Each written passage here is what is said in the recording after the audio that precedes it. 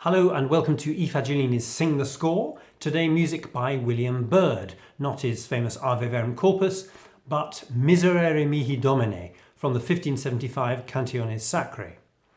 Now, unlike the 1605 Gradualia, which was specifically put together to provide all the music for the Catholics' version of the church year, the 1575 volume is called it's called Cantiones Sacrae, but the long version of it is Cantiones quae ab argumentur sacrae vocate sunt, songs which, because of their subject matter, are called sacred, which would rather suggest that you don't have to sing them in a church service.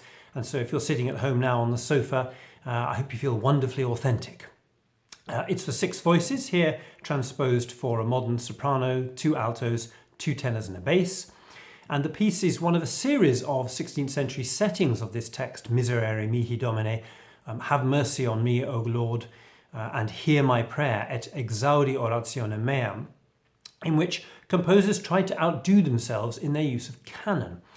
Canon is the simultaneous sounding of one melody at 2 different pitches, one happening just after the other, so between the 2 of them they make a little pattern. Here's one from this piece. The alto starts and it's followed by the soprano.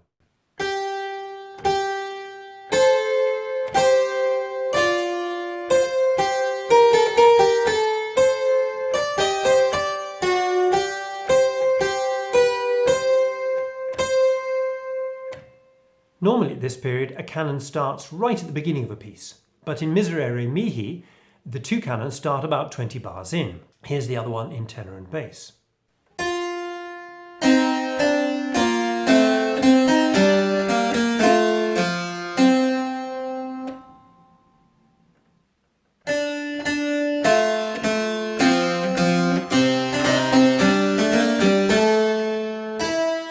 But what's going on at the start? The theme in slow soprano notes is the plain chant melody of the words Miserere Mihi that's used in the service of Compline, a little quote. And once it's been sung in the soprano, it's repeated by the bass. But the repetition stops there, so it's not a proper canon. Similarly, the 2 altos start in canon, but stop after 2 bars. Byrd's playing with us, making us think it's a canon when it isn't.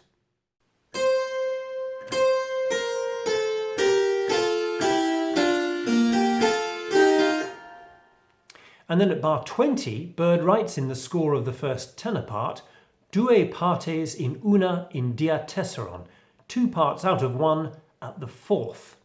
So another part now needs to sing this same line a 4th lower. And the little squiggle highlighted on the right shows where the other singer should start to sing the canon down that 4th. In fact, Byrd has already written out this realization in the bass part. So he doesn't need to write the instruction in, but old habits die hard and he wouldn't want anyone to miss it. As we're going to sing along, we had to get the right vowel match, otherwise the blend won't be good.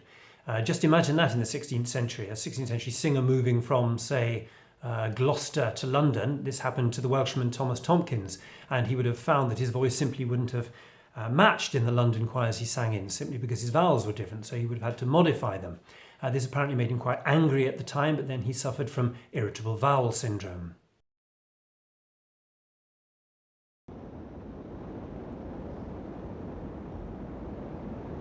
The recording you're going to sing from comes from an E. Fagellini CD from 1995, the early Byrd, music from Byrd's early period.